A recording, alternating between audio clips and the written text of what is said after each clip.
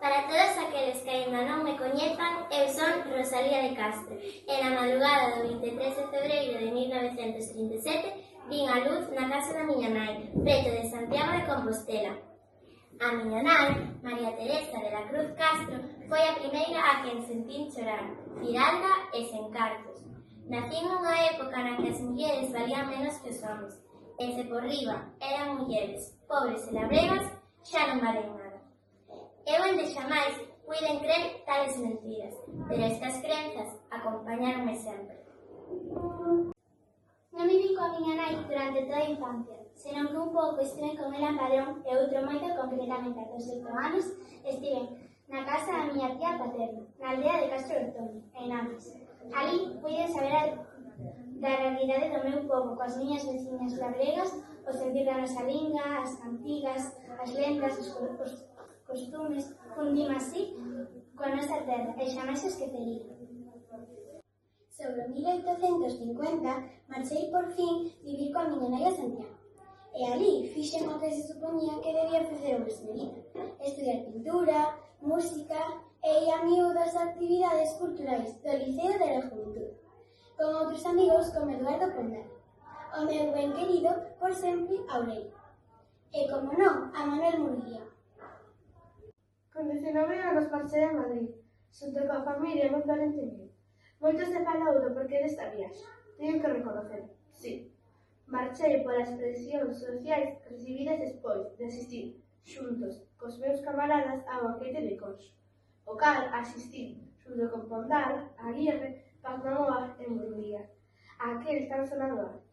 Tiñamos ideas políticas, queríamos a liberdade, a igualdade e a fraternidade na que a Galiza tan avergoñada de si mesma. Aquel banquete foi un escándalo, que se replicaba só polo feito de ser eu muller. Pero como non, unha muller do século XIX non podía ter ideas políticas, non podía pensar por si mesma, non podía vivir. Pero, que facía con todo o que tiña guardado no meu peito? Que facía eu con aquela rabia, con aquel ardor que me producía un mundo tan injusto e insolidario? Que facía eu con todas as preguntas que pasaban pola miña cabeza e que non entendía? Tan só un mes despois daquel banquete, marchei a Madrid. Madrid é unha cidade na que vin intermitentemente, pois nese primeiro tempo da miña residencia tiven o placer de coñecer mellor a aquel que logo sería o meu home, Manuel Murguía. De Manuel, sobre todo, gustoume o seu respeto cara a min.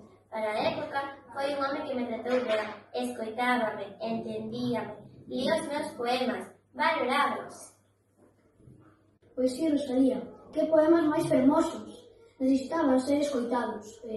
Como a ti eras muller, decidín falarlles de ti as editoriais e conseguín que fora publicado Cantares Galegos. Casamos 2 anos despois de eu chegar a Madrid.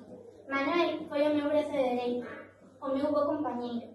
Moitos atreveron a cuestionar a nosa relación, dicindo que eu era unha muller solitaria, triste, carente de felicidade. Manuel e eu tivemos 7 fillos: Alejandra, os mellizos Galeo Ovidio, Aura, Amara, Adriano, que morreu con tan só un anillo despois de caerse, e Valentina, que naceu morto. Todos naceron en Galicia, algúns en Estrobe, outros na Coruña e outros en Santiago de Compostela. Meu estado de saúde ia minando polas penas que sentía. Eu nunca fui febre, sempre fui unha muller moi consciente da realidade e sentía rabia, sí, rabia, ante o desprezo na parte da sociedade galega e pola outra parte. Rabia por ver como un pozo trataba mal a si mesmo.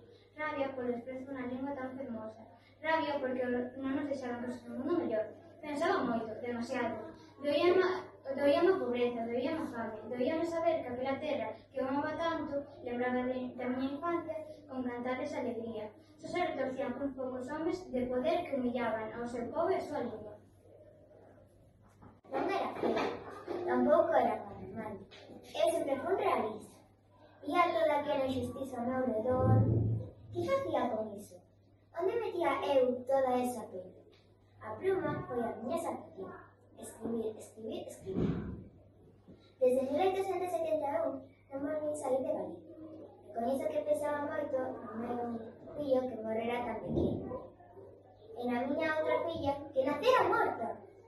A partir dese ano, 1873, Xa instalada de novo na casa da matanza en Illa Pravia, o meu corpo comezou a manifestar aquela dor nunha enfermidade, un maldito campro de útil.